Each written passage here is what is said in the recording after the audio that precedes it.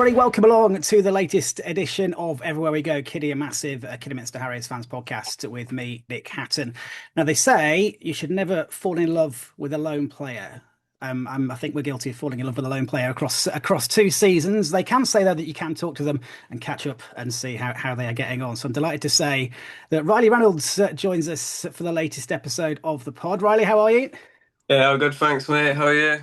Really good. Really been looking forward to this. Plenty of research. Literally about 10 minutes ago, I was going through all your goals and assists and nutmegs as well from the season just gone as well. So there is plenty to talk about. First question on this podcast is always the same, and that is what does Kidderminster Harriers mean to you? To be honest, it's hard to put into words what the club's done for me and for my career. I owe them a lot. I think the fact of being a young player going out on loan, it can most of the time be very, very difficult. And in patches, I've had spells of not playing, and it is hard. But Kidderminster giving me the platform to play these first few years of senior football and flourish. Yeah, like I say, I owe them a lot, and I'll always hold them very, very closely at my heart. November 2024 is what I've got written down as when you first arrived. Did you know much about the club at that point?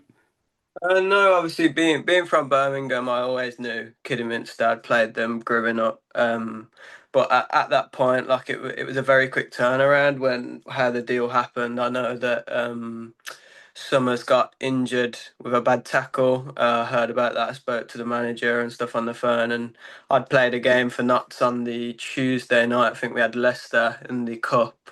Played that.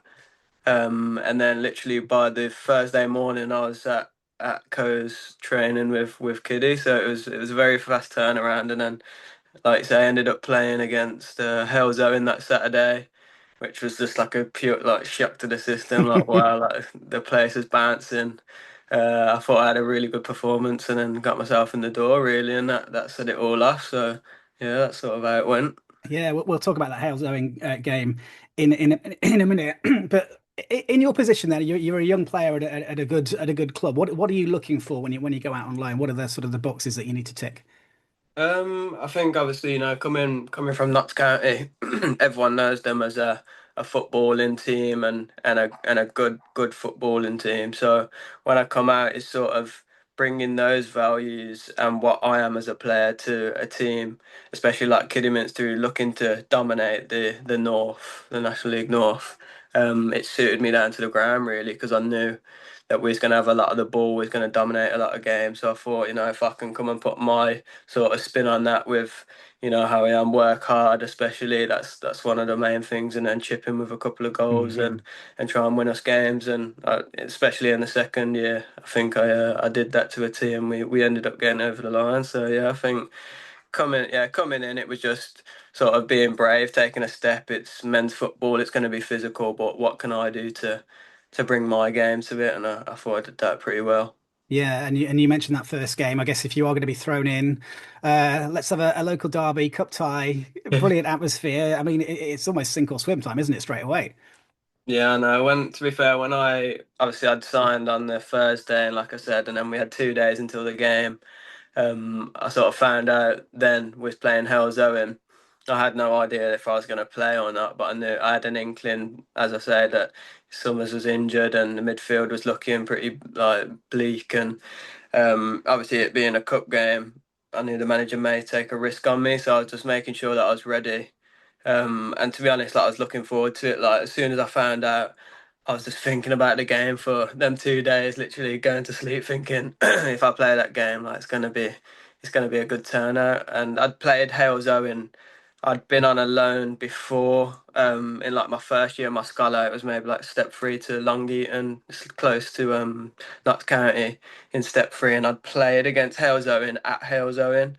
And like even that day, I was shocked, like bloody hell, like it's bouncing, like they had the drums and all that. So I knew they'd bring a good amount, and obviously it being at Agbra, I knew Kiddy would bring a good amount of fans. So yeah, the occasion was like it was mega, but I think that spurred me on to be like, all right, I need to perform and put one in for the fans. So yeah, I ended up having a great game that day. So Yeah, it was great. Yeah, I was going to say, how did you find it on the pitch? Because I think from memory, they took the lead, didn't they? And it was a kind Yeah. of 100-mile-an-hour game, and we sort of scraped over the line in injury time.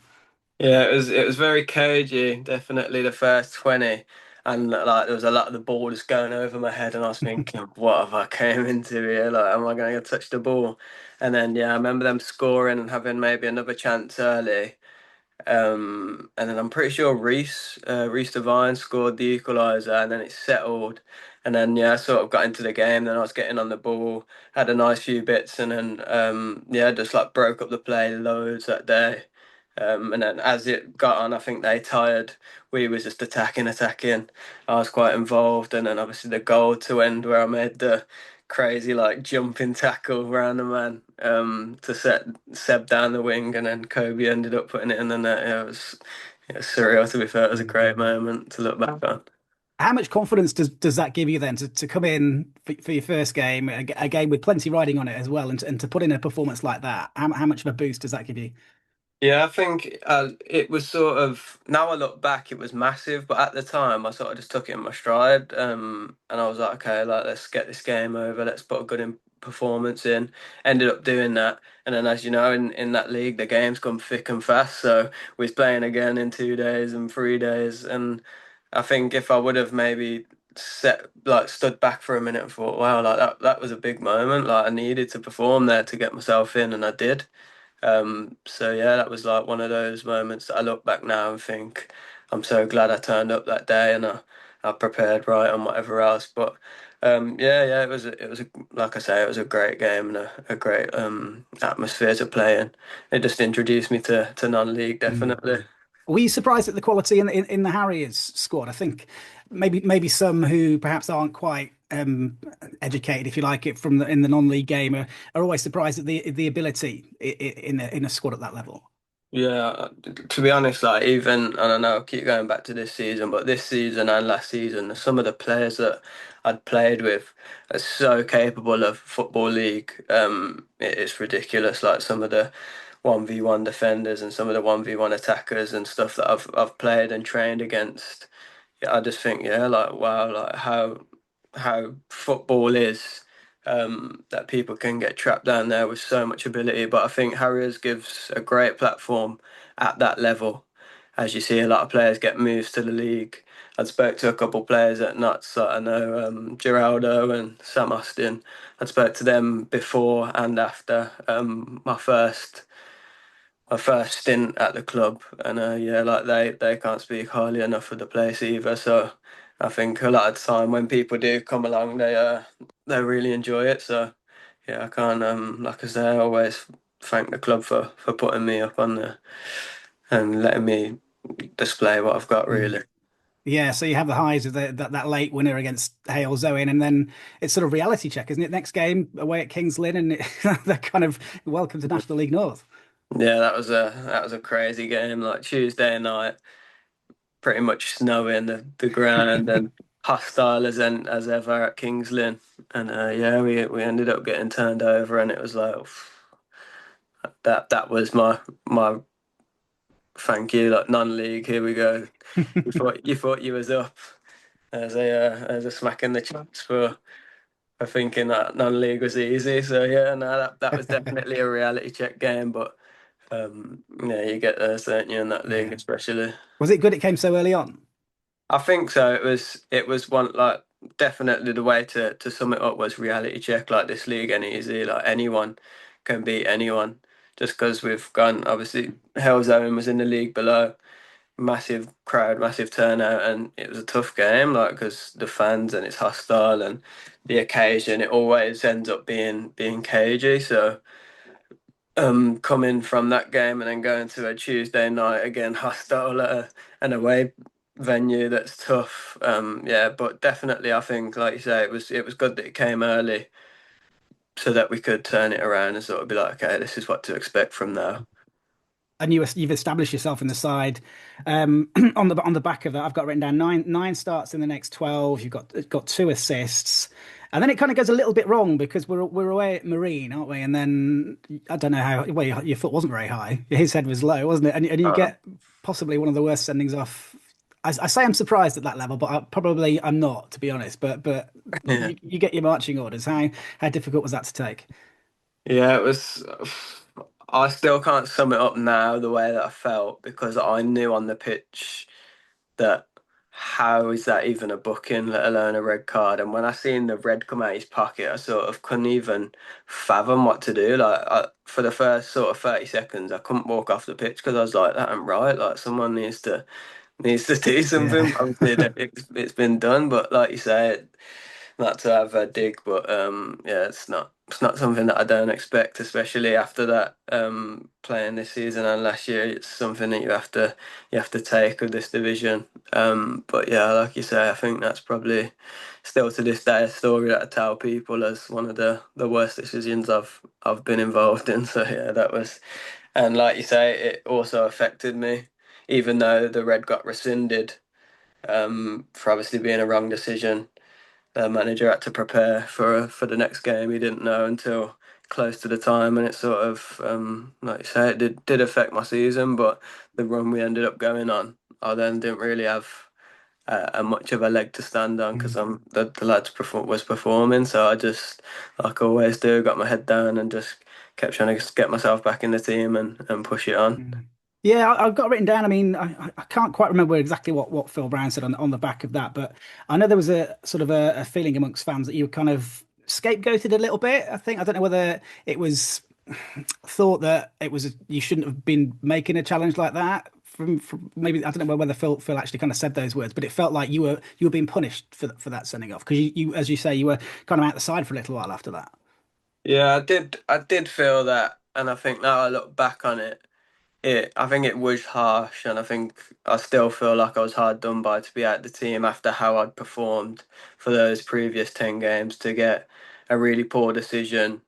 And obviously, the result then didn't go our way off the back of that. But I feel like, yeah, it was slightly harsh for me to be, like you say, scapegoated for a poor refereeing decision. But like you say, manager's got to make a call, and he ended up doing that. And I like Phil Brown. I think he was great for me. So yeah, I can't speak highly enough of him Mm. really. Had you spoken to him at that time as to why you weren't in the side?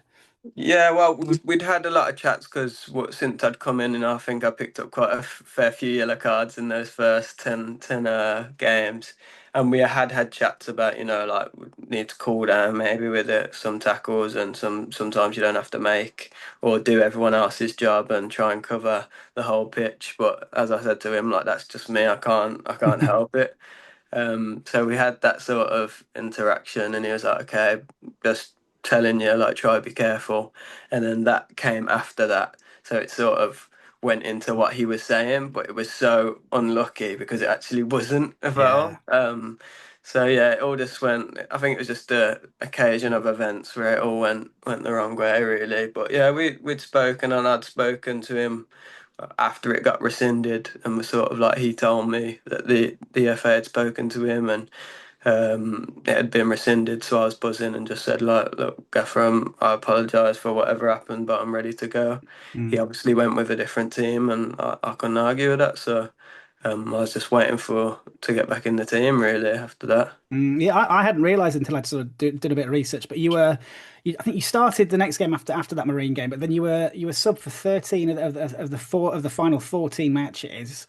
But you're watching from the sidelines, and the team is flying, aren't they? 11 of 13 wins uh, to go top on the final day.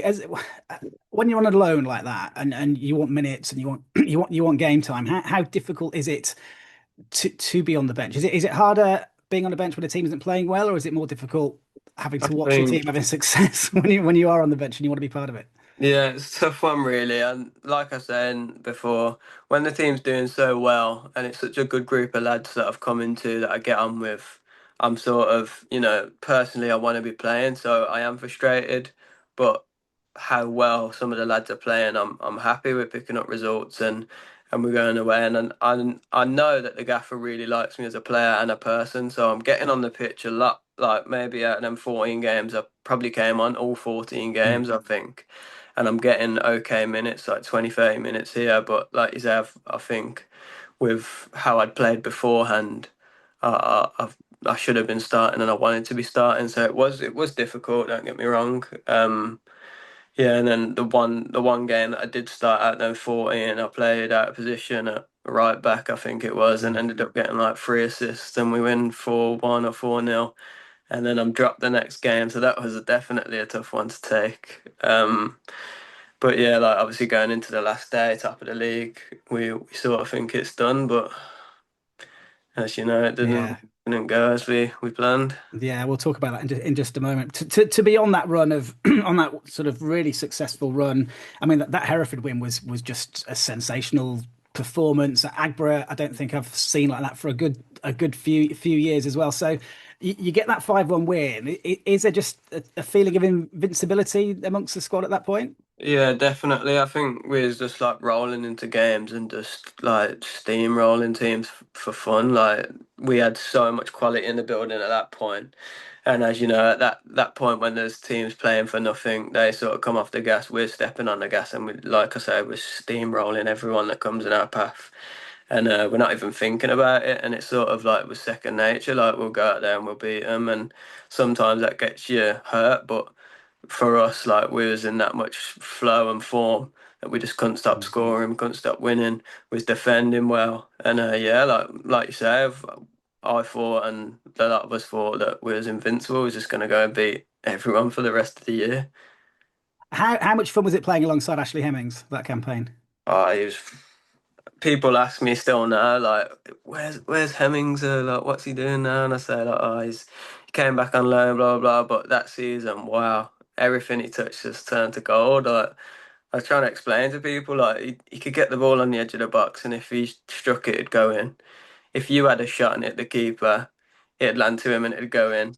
Yeah. You cross it in the box, he'll get there and score. Like the Brackley goal, the header was like ridiculous, stuff like that. And I just think like, wow, like what a season he had, man. Like literally could not stop it in the net. It was ridiculous. But yeah, Yeah. what a player. Yeah, one of the oldest guys in the squad as well. Yeah, yeah. So we're top. We've got Southport away. I think they were 18th possibly in the table at that point. Fans were buzzing. What was the build up like to that week? I spoke with Phil Brown a couple of months ago, and he said he couldn't sense as to what was to come that day at Southport. I was like, "What are you looking for?" And he was like, he was watching quite intently for any changes in people, even so much as like who's getting a haircut, why they're getting a haircut, even Yeah. silly things like that. So, how was it in that week getting into Southport? Are you noticing anything different? I think like I say, we was just rolling into games and thinking we was going to win. Um, but you could sense a little bit of nerves coming up to it as well, knowing that we've got to beat someone that we should beat, and then we win the league, and it's like okay, there's one more job, but it ended up becoming like almost serious compared to where we had. Don't get me wrong, it's always serious, but Yeah. we was coming into games with that confidence that we're going to win, and I felt that kind of stripped back a little bit, being that there was so much bearing on the game, and Southport's such a hard place to go and hostile place to go. Not a great pitch at the end of the season and stuff like this. Yeah, there was that little sense, but there always is. It's human nature. But all on top of all of that, I still thought we'd easily go and get the job done. So it was sort of one of those that you put to the back of your mind and think after the game, like, oh, that was we're just thinking that, but we got the job done. But Mm. yeah, like you say, it just yeah, there was nerves there definitely. I Mm. feel.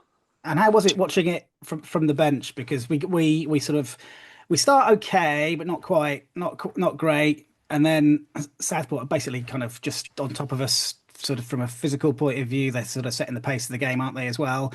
Watching it from the bench, what's going through your mind, and what's the atmosphere like on the bench at that point?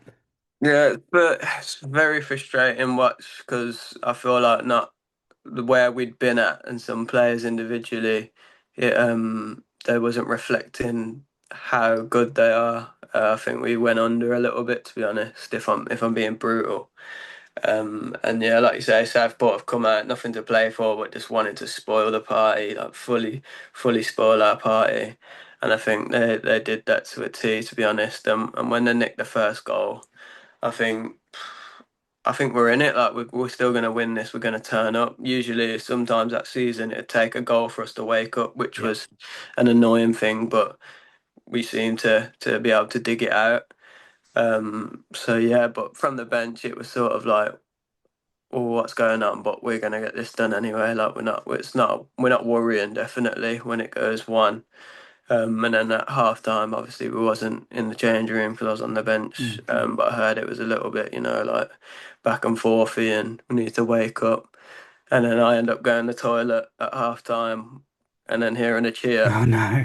And it's 2-0. Well, I was hoping it was us. And then I come out and it's 2-0. So it's like, oh, wow. Like, but I was just hoping at that point that I could come on the pitch as early as possible and try and secure something. Yeah, so 2-0 down and you come on. I can't remember what minute you came on. Was it sort of 70th or earlier than that? I I think it was can't remember. maybe early, like Yeah. 55, 60. I Okay. think we made them pretty early. Yeah. And what was said to you by the manager? It was sort of just like do your magic, get on the pitch, No pressure. try and win us the game, like Yeah. try and make something happen. And I think, to be honest, when I came on, I definitely changed the game. I remember winning the free kick for Reece to score pretty early after I came on, and then it was just pure attack from us. Then really, weren't it? I was just trying to pick the ball up anywhere, do a little something. But yeah, it was just like it was one of those games. They sat back, it opened up. We had probably 10 men forward, and it was just like keep lumping it in. But yeah, it was never to be then. Mhm. How much did it hurt then? Because it's always difficult when you're on the outside to know exactly kind of how much it hurts for players when literally the title is in your hands, isn't it? And so the full time whistle goes. Obviously, the players do their kind of appreciation to the fans and stuff, but everybody gets back into the dressing room. What is that like? Yeah, it's just devastation to be honest. Like it's however 7 months of pure hard work and winning games comes down to that where it's in your hands to decide what happens in it and it slips out of your way. It's like yeah, it's anger, it's devastation, it's yeah, just absolutely gutted and obviously people are different. So there'll be people like myself who are just sitting there like can't believe what's happened and I'm just like I said, devastated and then there'll be obviously your leaders and your older people that are sort of all feeling all the same things, whilst also trying to drive the standards and maybe dig a few people out that they think done wrong. But also at the same time, we've got a playoff Mm, that we're in a great position and probably favourites to go through. So it's like yeah, this needs to be addressed, but also let's not put each other into the floor because we've got to play with each other again next week. So it was trying to balance that, I think. But at the time, I don't think that was on many people's heads. It was mm. like we're through the league, and I think the manager had a lot of strong words to. Well, he did have a lot of strong words to say after that. But yeah, it was definitely a morale killer Yeah. after losing that game. I think it was for the fans as well. I don't know. I don't know many, if any, Harriers fans that gave us a chance in the playoffs. I think often when sides lose leagues on final days and they've got a playoff campaign to follow, it's rare, isn't it, that they actually are successful in that playoff. Was the mood similar in amongst the players as well? Was it hard to sort of lift yourself for that playoff? Yeah, like I was about to get onto it as well, but I knew you'd ask the question. Like honestly, after losing that game, and it's terrible to say the hit that you have to your ego and your morale as a team. If you can get back up and go and win that semi, especially against a team like Chester, you're doing something very very right. Because yeah, like I say, that hit as on you. Teams rarely recover from that, and we didn't manage to do that either. And then so the season's over, and then Phil Brown gets the sack. Did that come as a surprise, or was it kind of were there whisperings that it might be happening? Yeah, to me personally, I thought, wow, like that's mental the way that it's finished, and I know it didn't go anywhere near as planned of what you would have said, but finishing second or whatever and having the win percentage we had that year was a bit crazy. But then speaking to a few of the lads that know a bit more inside the club, they was like, yeah, that I sort of knew that was coming. But I think I don't think it was much to do with. I think it was obviously to do with not getting promoted, but I think there was a bit of, with him and the staff and the higher ups, there was a bit of a clash. I heard earlier on in the season, so I think that was still riding down the line and Mm. sort of took his job away. So. Just sort of sum up how good he was for you, though. Yeah, I think honestly, like I say, people look from the outside and say like, "Oh, he left you out the team for those Mm. 13 games. Like, I bet you hate him, blah blah blah." And I'm like, no, like honestly, what he did for my career again, like what we are saying at the start, for him to throw me in on a derby with no probably what 4 senior games to my name at Notts in cup games and nobody really knows me. I'm just a youth lad from a League Two team.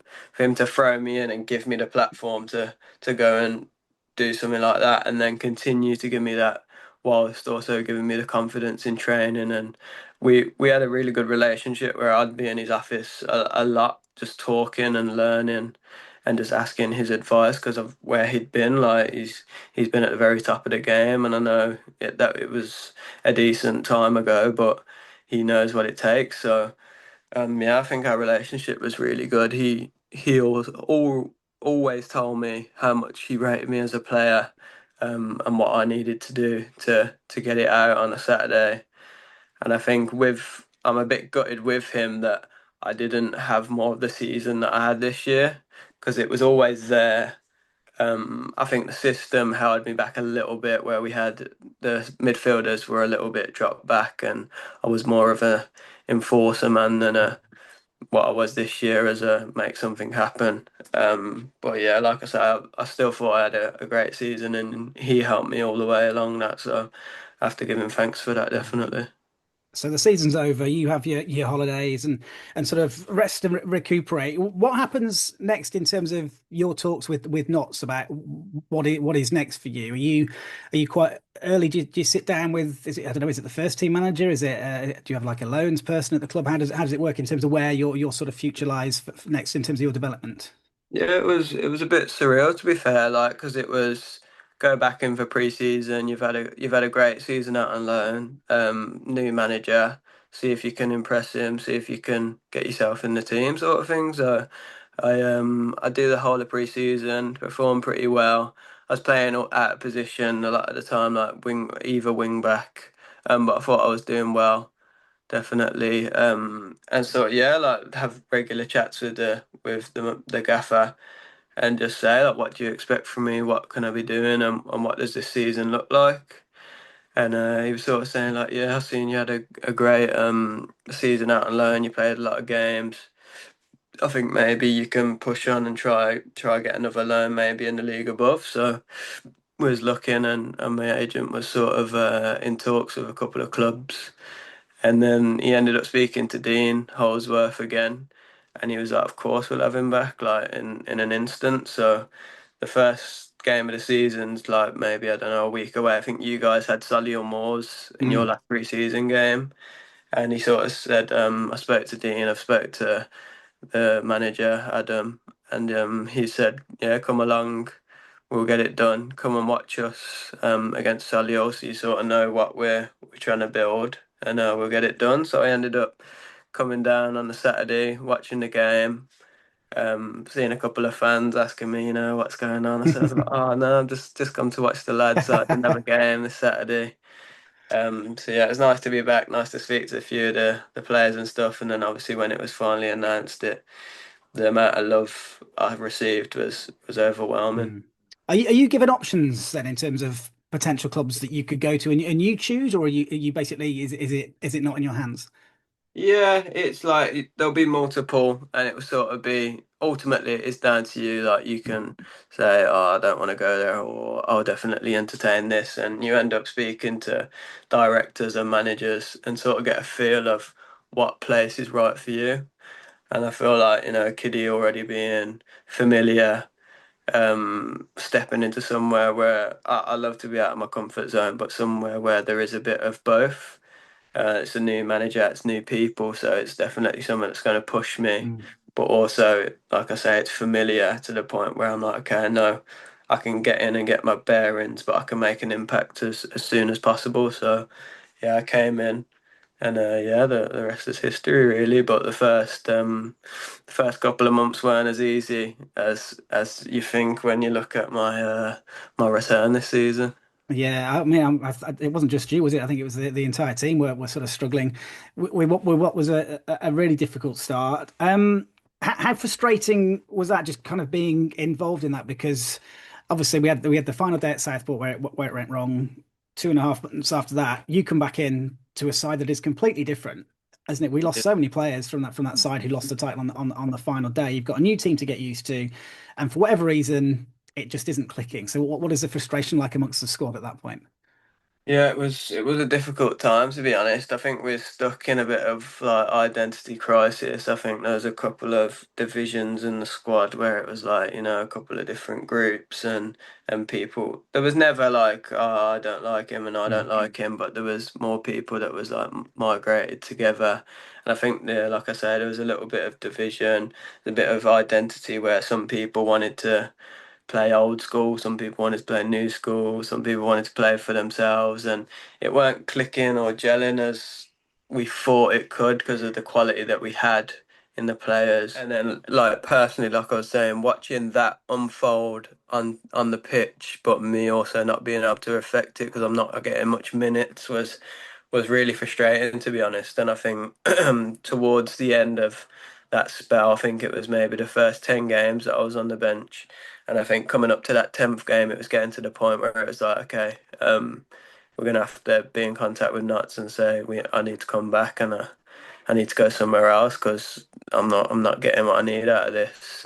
So that was literally very very close to being the situation, but luckily that didn't happen, and I managed to yeah, the rest, like I say, the rest was sort of history. Could you sense the fans were sort of thinking that as well? There was a lot of clamour for you to start both on message boards and probably on the terraces as well. Yeah, like one of the best probably moments of my career was coming on one game, and I don't know what game it was, but it was a home game during the end of that run, and I got subbed on. I could hear my name being sung, and I got subbed on maybe like 70th minute, and like it was the biggest cheer that I'd heard all day, and like coming onto the pitch to a cheer just for purely the fact of playing was like wow, like these fans are right behind me, and like that feels so good. So that was one of the things keeping me at the club, and also thinking like they deserve to be paid back um, by me, especially for the way that they've treated me. So yeah, Yeah, could was there a sense amongst the players about how, I mean, I hesitate to use the word toxic, the relationship between the manager and the fans at that point, but it was pretty nasty, wasn't it, at times? yeah, it was well, yeah, like you say, being there all the time, and obviously you see social media and stuff, but when it's actually on the pitch and we're picking up bad results, and you're hearing the chants and the booze and all these things. It isn't nice exactly to for the manager. The little divide between manager fans, and then you've got the relationship between players and fans, and then player and manager, and it's all a bit up in the air at that moment. It is tough, really, because you know that you ultimately you need your fans or your 12th man, and I think the gaffer realised that as well. The more we picked up, the more he knew that we needed you guys as well, and we ended up configuring that great relationship as the results picked up, and I think that helped us over the line in the end. Yeah, and you mentioned about not starting. I think your first start was Chester away, wasn't it? And Yeah, and that was kind of the culmination of you getting your start, Paul Kalambaye coming in, and a lot of fans have given a lot of credit to Stuart Watkins as well. I think that was his first game yeah, yeah, as part of the backroom staff as well. So talk to us about when you got the nod to start at Chester. You sort of got a goal as well. Was that your first? No, it wouldn't have been your first professional goal because you scored earlier in the season, didn't you? But yeah. you kind of justify your start very early in that first half. Yeah, it was that. So earlier in the week, obviously, I had the inkling that I was starting, and it was one of those where, again, I have to perform here because I've been kicking the manager's door down saying I should be playing, like, and then I'm getting my chance to play. And I mean, what a game to be thrown in Chester away. It's not an easy one, especially. So I knew that I had to be right up for it, and I had to make something happen. And I think on the day. I had like a very, very good performance, and then to be able to get a goal as well and get us a decent result at a hard place. Yeah, definitely put me straight in the door. And like you say, I think Stu played a big part in our season coming in. I think the gaffer needed someone that he could go through without it being him to the players, and I think he bridged that gap, and he also brought a little bit of something different. So yeah, like you said, the fans said, yeah, he brought something different, and it definitely helped the squad. And that was sort of seen as probably the start of where it all started to go right. I think looking at my stats, 11 wins in 15. There was two defeats and two draws in that run. You start, PK comes in. I think Ashley Hemmings and Charlie Cooper weren't far behind as well. And that was kind of the big impact, I suppose, wasn't it? So how did the arrival of those loanees kind of help things start to gel and just click? And it felt like it was the team was performing sort of naturally and how they wanted to play rather than maybe in different sort of styles that perhaps were not working earlier in the season. Yeah, I think there was a lot more players that were well suited to each other. I think it made the group better as a whole.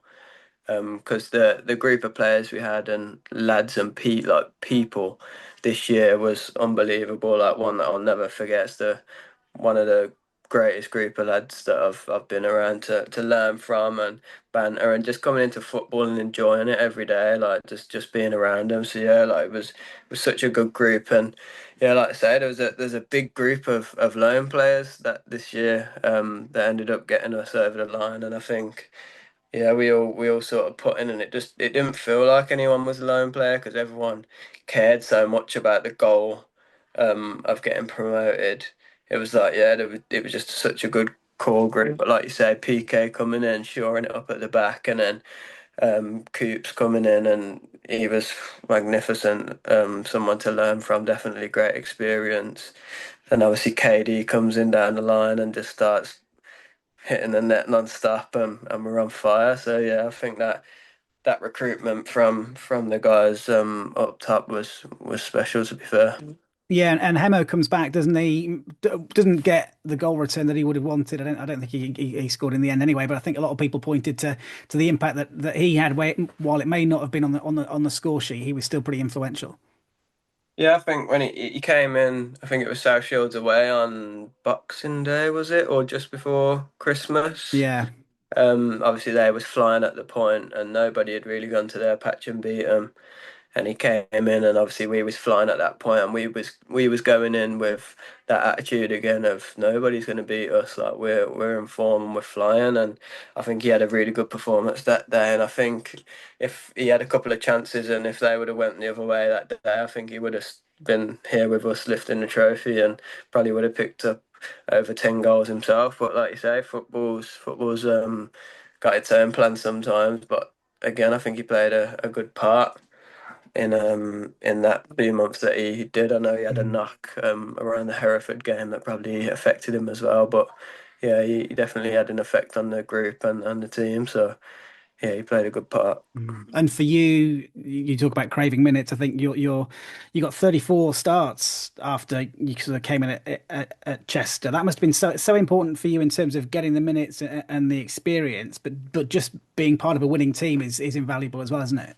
Yeah, I think I'm a player that needs to be in rhythm, and once I'm in that, I'm flowing and I'm playing at my best. So when I was getting those consecutive back-to-back starts, and I start hitting the net as well, and people are looking to me to win games, I love that. I love that stuff. So once that started happening, and like I say, I started scoring, I started assisting, and we're winning games consecutively.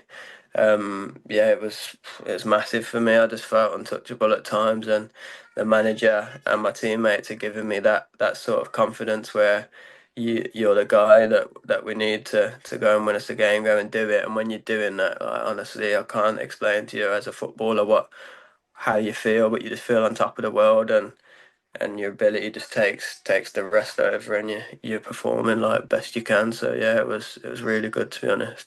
And talk to me about the manager because obviously there was that difficult sort of spell at the start in terms of relationship with the fans and things. But I've heard a lot of interviews and comments from players who were in that squad who basically couldn't speak highly enough of what Adam Murray did in the end in terms of how he made us play, his sort of technical and tactical ability, and what they feel he can go on and achieve as a manager. Yeah, I repeat all those things that you've just said, and they say like for me personally, it was massive because I feel like there was a lot of tough love there with me and him. Like we had a tough start, and although on the pitch and it looked difficult off the pitch, we still very much had a great relationship, and he'd helped me on the training pitch a lot of the time to be what he wanted me to be. And as soon as I got in the team and I started obviously paying him back with stuff that he'd taught me and spoke me through, he rewards me with starts and I reward him with goals and scoring. And that sort of continued. But yeah, the detail that he goes into in the meeting rooms and how he wants us to play and how much work he puts in behind the scenes of watching the other team so that we know that what we need to do to have an edge and win the game and stuff like this, and the hours out on the like training pitch, the extras and all that. Honestly, like the amount of work he actually put in for us to get to that point was like mental, to be honest. And he dedicates a lot of his most of his time and his life, and I know he's got a big family and stuff, so yeah, the amount of time he put in for the team to get over the line, I think we and him deserved it, and it ended up happening. So yeah, I think he just got what, well, all of us got what we deserved in the end. Yeah, and because Fylde and South Shields were so far ahead, it was all about getting third, wasn't it? And Yeah, we went on this really good run, picked up win after win after win. There's some dodgy performances in there, and some defeats were a bit annoying as well. But the goal scoring element was always something that felt like it might come back to haunt us to a degree, yeah. wasn't it? We were never prolific, sort of until the final maybe couple of months, and KD comes in instantly a sort of a Harriers hero. Talk to me about the impact that he had and what he's like to play alongside. Yeah, honestly, for me, he's like a dream because he's similar to me within the aspect of if me and him are at the top of the pitch, no defender's getting more than 3 seconds on the ball without being Yeah, absolutely harried. So yeah, it was such a pleasure to play with him. Like the way that he'd occupy defenders, but also rough them up, gave me the extra 2 yards to be able to either find him or hit the net as well. So I think we complemented each other perfectly. And like you say, when he comes in first game Buxton, and obviously we didn't know anything about him really, and then all of a sudden he's just making things happen, and we're yeah, like, wow, this is what we've missed. Like we've needed him all along, and then we end up obviously turning them over 3-1. He's had a good few chances. He probably could have scored a few. I don't think he scored that day. I no. ended up scoring. And then yeah, the partnership just started flying then. But wow, like how much we needed him, and then ended up sort of relying on him them last couple of months a little bit with me and him and Digger and Reese all chipping in with goals. Like you say, that problem we had with that, we couldn't hit the net, then we couldn't stop scoring. So yeah, it was like I say again, just what we needed, and he was the final piece to that puzzle, I think. Yeah, and you talk about key players and sort of key pieces of the puzzle from one end of the pitch to the other. Your goalkeeper, Christian Dibble, we're as a fan thinking it's going so well. I was at Radcliffe. I was doing commentary actually for Hereford and Worcester that day, and I don't know if you know the commentary point is behind the goal. Mm, So, and then all of a sudden, free kick in the second half. Dibbs comes for it, takes out Joe as well as well as himself. I mean, that felt at the time. I've still got messages on my phone. Somebody basically just sent me season over because we thought Dibbs was going to be that's it for yeah, this season. That just highlights how important he is at that point. As a player, obviously, the sort of the health and the well-being of the two guys are the most important thing. But your mind must have wandered to a degree a little bit, thinking, right, we're going to lose Dibbs for the season here potentially. Are you yeah. concerned? Yeah, it was, to be honest, because obviously I didn't play. I didn't start that game. That was one of the games that the manager rested me. And then obviously to see that happen to two of the biggest players in our squad was like, oh, like if they're not back, we're gonna need to replace them, and Mm, they're not easily replaceable, especially at this time of the yeah, season. So it was like, it was obviously like you say, hoping that they was okay and gonna recover, but also recover quickly because we need you. Like yeah, we yeah. we need a pair of you badly. So yeah, it was a bit of a scary one. But luckily they both came round, and obviously Joe didn't get back for the end of the season, but for Dibbs to get back was massive because some of the saves he's made in those last couple of games, and then South Shields, the performance, Yeah. well, like honestly, what a goalkeeper. Yeah, I mean, yeah, I think that being available for South Shields for the final league game, I think that was hugely important. Both, I think for him, just from a psychological point of view, of getting a game under your belt ahead of those two massive playoff games. Yeah. So that was hugely important for him, and I think for the fans as well. But we finished the season with that win against South Shields in the league. That sort of Mhm. saw us win six in a row. Are you sensing that feeling of invincibility that we had the season before as well? Yeah, to be honest, again, the gaffer put that into us where it was like, okay, this is the last game, and a lot of people we've got third. They're playing to win the title, and people think we're going to rest, and we ain't resting. We're going Yeah, 150% into this game because it's all psychological. If we go after them, not only do we spoil their party if Fylde lose, but we also get another one over them. We've beat them home and away. We've done the double over them, and they're going to be scared of us coming into the playoffs. So yeah, we doubled down, strong team. And I think yeah, we ran all over them, and we beat them up really in that game. And again, I ended up getting the winner, which was like one of my favourite moments of the season. That goal.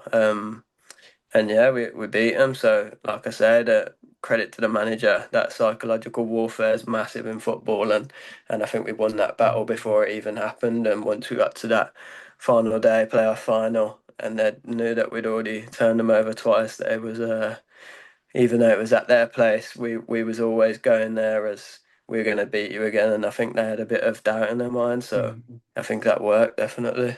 Yeah, I don't think I met a Harriers fan who didn't think we were going to beat Macclesfield in that semi. I think it felt like the way that we were playing, how we were defending, it felt like that steel was there, and we were easily the better side in that semi-final. But the South Shields final, there was a lot of concern, I think, amongst fans as to how many tickets we would get first of all to to sort of Yeah. go and see the game. There's initially talked maybe 600, which is going to be never near enough, but going up to South Shields on that final day for the final, did it feel different to what had happened 12 months previously? How different did it feel to Southport away? Yeah, it was completely different, to be honest. And I think one of the biggest ones was Macclesfield coming off the back of them absolutely wiping the floor of us at their place. And Yeah, I know we had a weakened side, and we set up for that game wrong, but that was more of a mental game where it was like, okay, they've beat us, but it wasn't us. That wasn't us yeah, that they beat. Um, so when they come to our place, we've got something to prove, that give us that extra bit. Obviously, we got that over the line and beat them, and then yeah, like I say, going down to South Shields on the final day, there was no doubt. It was just pure confidence of we're going to turn these over again, and we're going to win, and we're going to go up. And that ended up happening. And I feel like on the pitch, you always get a feeling, and it's always going to be cagey both sides. But there was no part of me that thought we was losing that game, but I could feel in their camp that they was worried about us from before the game, yeah. and obviously they must have been, and we ended up getting the job done. So. Any I nerves know. at all heading into it, or are you okay? Yeah, of course. It's a massive game, and there's a lot riding on it. There's a lot of cameras, a lot of fans. So you gotta perform, and it'll all be worth it once it's done. If you get that win, it's the best feeling in the world, and we done it. And wow, what a night it was! But and what a feeling. Yeah, I mean, South Shields are arguably the best footballing side in that division. They play such attractive football, don't they? And being behind that goal, and for the first half of the first half, I mean, it was all down the opposite end, wasn't it? There was a lot of defending to do. There's a Yeah, lot of near misses. It took us a little while to get going, but if you're going to score in a playoff final, you might as well score two in 2 minutes, haven't you? And settle everybody's nerves. yeah, exactly.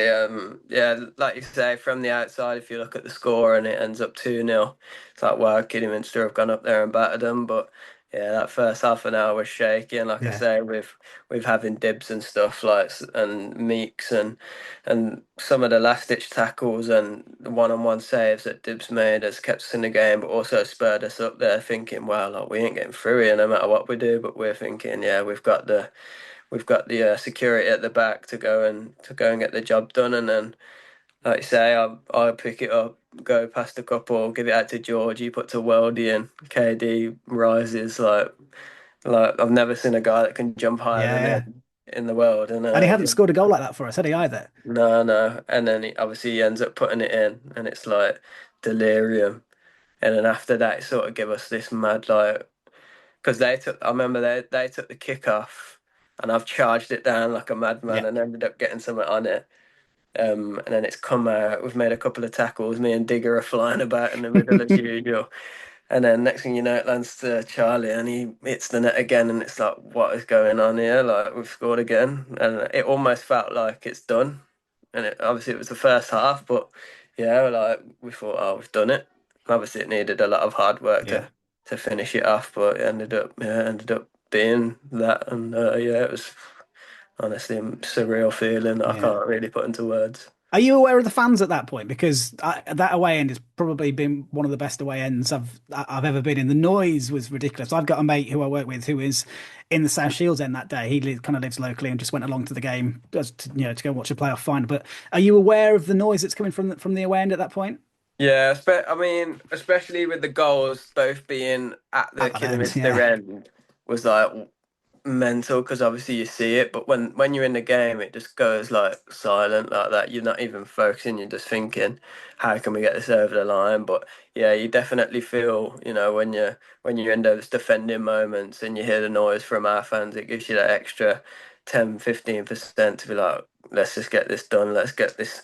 You don't know, you got a hard run back or a tracking back or whatever. It just gives you that extra bit where it's rocking. So yeah, it was unbelievable support that day. Yeah, and you sort of run out of steam, don't you? Think you're taken off in the end. What is it like watching those final 15 minutes or so from the bench? It's the longest 15 minutes like ever, and then yeah, that 15 minutes eventually comes to an end, and we're like, okay, and then he adds 10 minutes on or Yeah, yeah, something yeah. It stupid. was eight. It was eight officially, wasn't it? But I think Eight it was longer. minutes, and then that felt like honestly another probably 30 minutes of normal time, and then obviously the whistle goes, and it's like pure delirium again. But like I said, I was speaking about the game the other day, and I remember Reece Hall coming on at half time at right back, and I was saying to someone like, "Wow, what a performance!" It was like the way he performed that day was honestly. I was on the bench saying to the lads like, What has he had for breakfast this morning? Because he was ridiculous. No one could get past him." And yeah, like he was one of those performers that day where I was like, "Wow, what a game he's had." Yeah, big moment for him as well, wasn't it? Because he's got it's a position where obviously Joe had made his own. Josh had come in. I think clearly it was a tactical decision, wasn't it? Because Josh was on a yellow card, wasn't he? In Yeah, that from that first half as well. And he's a young player, isn't he, Reece, as well? So that yeah. he must have been feeling it as he was coming out for the second half, the nerves. Exactly, yeah. Like coming on at half time, especially against South Shields, they got very tricky and good wingers coming on, and yeah, probably hadn't had the season that he'd wanted. He probably wasn't fully match fit. He'd had a couple of knocks, and quite a serious ankle injury. And I know the first action that he had probably wasn't the greatest. I think they put a ball through and he missed it and they'd Yeah, gone yeah, through. Dibbs had bailed us out again, and then from that moment on, like, honestly, he didn't put a foot wrong. And I thought, wow, what a performance that was Mm. for him. Remember that day?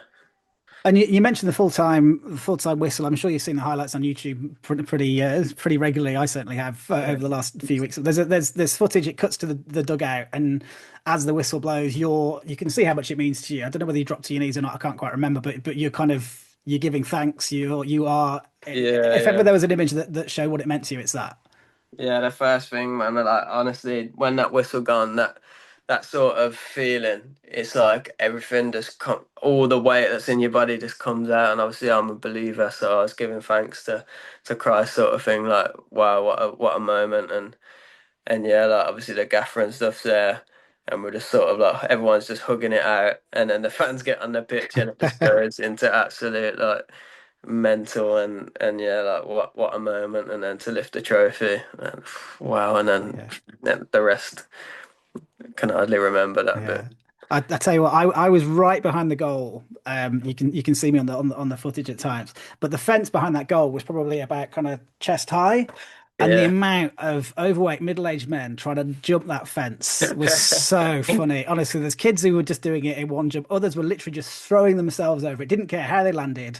Were just literally throwing themselves on the pitch, muddy knees, or didn't really care. It was so funny. Just trying to firstly watch them get onto the pitch and then try to get back into this onto the stands afterwards as well. It was honestly, Yeah. it was so good. It was so good.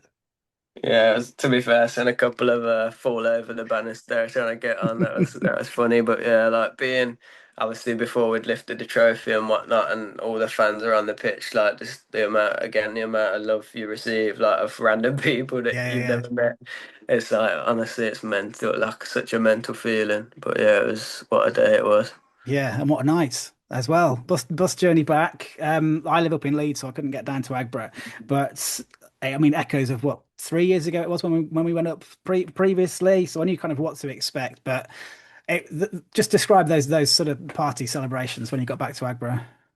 Yeah, like I say, that feeling of relief when you've actually got it done, you sort of lose all consciousness of your body and you just go mental and you probably drink an ungodly amount and by the time you get to the ground you don't even know what you're doing. But yeah, the celebrations, like to come off the bus and see thousands of Harriers fans singing your name, and you've got the trophy in your hands, like it's surreal. And I think, like we said, it's what we set out to do. And I think it's always little bit sweeter when you win the playoffs because you've had them extra games and you've had them one-off games that you need to win. And I think this season we're so strong in those one-off games. That little run we went on in the trophy, beat a fair few National League Yeah. teams pretty comfortably, and end up missing out to Wealdstone, who are a good team on penalties. I think if that goes another way, we probably go on and have a great chance of winning Mm. that competition. So that sort of set us up to go into the playoffs and be like, all right, well, we're good in these one-off games, and if it goes to penalties, I think we've won two penalty shootouts anyway as well, or three. So yeah, like we're ready to take you on either way, but we ended up getting both done in normal time. Mm. And yeah, like I said, those celebrations that night were one that'll go down forever. And having your family meet you at Agbra as well was like such a special moment for me that I'll always remember. So yeah, it was unbelievable night to be honest. Yeah. Can you put a value on the experience purely from a footballing point of view to have a near title winning experience in your first season and then to have a promotion, a trophy run, as many games and as goals as you've had in that season as well, even before you hit 21. Yeah, you can't. It's you can't put a price on that to be honest. And I think I'm so lucky and grateful, but also like proud of myself that I've been able to put myself in this position because not a lot of people will ever experience that in their career, let alone in their first 2 years. And I hear a lot of managers talk about when they're signing players, are you a winner? Have you won anything? Have you got this behind you? And to have that in my first couple of years playing football is like sets me up in unbelievable stead to go on in my career. So yeah, like it's priceless, like you say. Do you know what's next? Obviously, you're about to get into pre-season, aren't you? What sort of aims have you got for what's next in terms of your career and stepping stones? I think obviously have coming off the back of that career, not career, sorry, off the back of that season where I've had an unbelievable one, and I've added the goals that I needed. I think that's all I was missing. Coming back into pre-season, I just want to come back in strong. I'm going to be fit. So everyone already knows that. But to just come back and be around players and being around people that are playing in League One and me being classed as a League One player is great for me. And being around it and training with them is only going to make me improve. So I just want to have a strong pre-season. Really, we've got some great fixtures, and a camp away in Denmark, which will be really good. Yeah. And then once the season comes on, it's conversations that I need to have. But like I was speaking to Nick before, our first three fixtures are Leicester, Burnley, and Luton. So Wow. feels like we're in the Premier League. So Yeah, yeah, yeah. definitely something that if I impress and what I aim to do is to stick around and hopefully if I can nick being involved in a couple of those fixtures or even getting on the pitch in them, then that'll be like massive. I'm going to finish with a couple of quick fire questions. Just kind of, if you can give me a few words, I'll name a few players, and you kind of give a few words as to what they mean or what they represent to you. So we'll start. Amari Morgan Smith. Captain, legend, leader, what a guy. Yeah, helped me so much on and off the pitch, and just overall, like, unbelievable person. David Davis. Wow, my brother, that is what maverick, hard worker, and yeah, just love him to bits. Joe Folks. Mr. Reliable. Yeah, Mr. Kidderminster as well. What a guy and what a player. Unbelievable 1v1 defender as well. I don't know whether you'd seen Wes's podcast. Joe was a guest on that, and he was asked about sort of where players can go. I think he immediately pinpointed you as the player that could kind of rise the highest out of all those. He said at least championship. So what does that mean to hear that? Yes. Well, when your teammates like I'm looking here, I've got my players player of the season here just on my wall. And that's the accolade that you always want. If your peers think that you're a good player, you know that you're doing something right. And yeah, like for him to say that is lovely, and I appreciate those kind words from him. But yeah, he's a really close friend that I'll have for life. Ashley Hemmings. I know it's weird saying Hemo because it didn't really feel too much part of the season just gone, but he Yeah. obviously played a big role in your time with us across the two seasons. Yeah, like I've said before, like goal scorer, loves hitting the net. Another great guy on and off the pitch, very humble, very hardworking, and yeah, like just all when I think of him, I just think of goals. Yeah. Christian Dibble. We don't want goals against Christian Dibble. Oh no, never clean sheets galore, Yeah. like literally a cat. And yeah, everyone always has banter about he's allergic to grass. But he's a goalkeeper, so everyone always let him off for that. But wow, what a goalkeeper! Like one of the best I've come across, shot stopping wise. Wow. Is he actually allergic to grass? This is brand new Yeah, information. I'm pretty sure. Yeah. Well, hopefully I'm speaking to him soon, so that will definitely get a mention. Maybe that's why he's joined decided play on 3G. Who knows? Yeah, maybe. Amika Obi. Now he was a player that we were quite excited to have on board. Shaky start potentially at times, but what a season he had. Yeah, not only an unbelievable defender, but what a goal scorer. I've never seen a defender that scores so many goals. He had more than me at one point, so I was panicking, telling him to stay at the back. I'll need a couple more before you can score. But yeah, like really good defender, 1v1, very difficult to get past. And yeah, loves a goal. Who was the player in the Harriers squad that sort of you learnt the most from? It's got to be Digger Davis. The amount of lengthy chats that we've had and we still have now, just on what he's done and what he's been through in his career. And he's very complimentary of he thinks that I can achieve more, if not the same as what he does, like Joe said.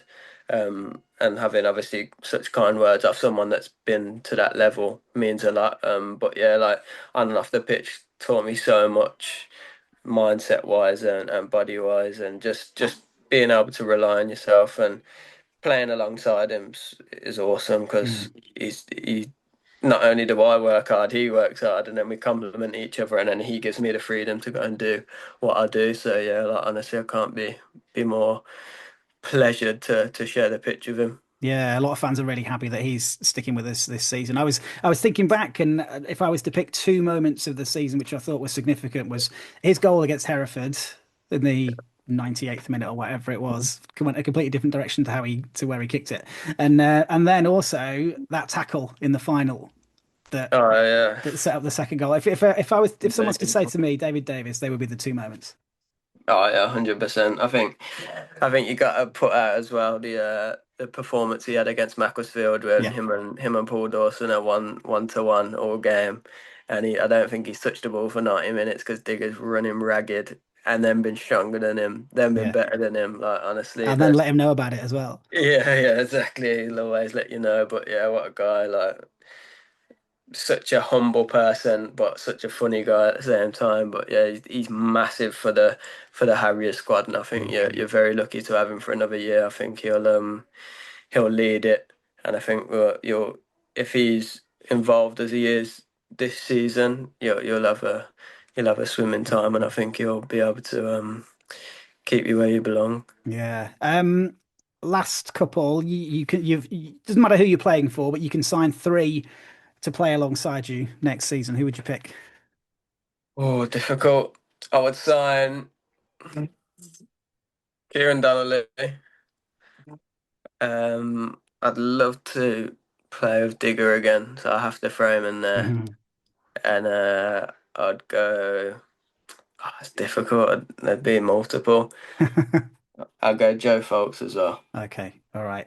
And you mentioned it being a great goal scoring season for you. Have you got a favourite from the 12? I think it was you scored last year.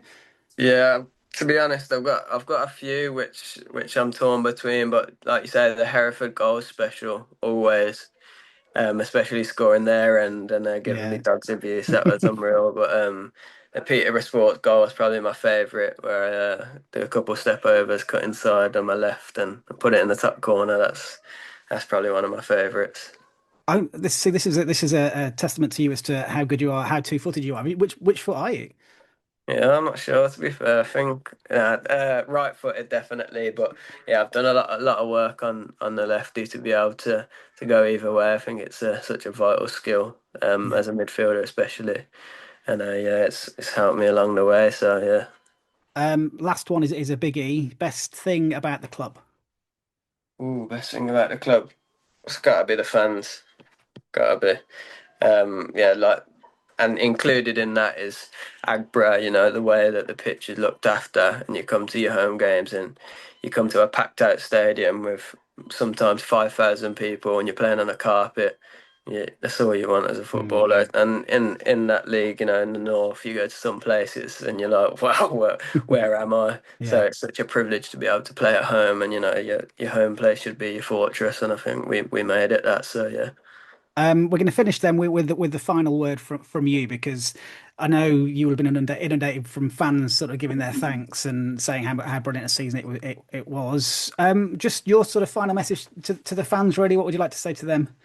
Yeah, again, like echoing what I've said, I'm so appreciative of the faith that they've showed in me in both seasons, especially when times have been tough. That's where they've really dug in for me. They've given me reason to stay at the club. So yeah, the amount of love that they've showed me, I'm glad that I've been able to pay that back.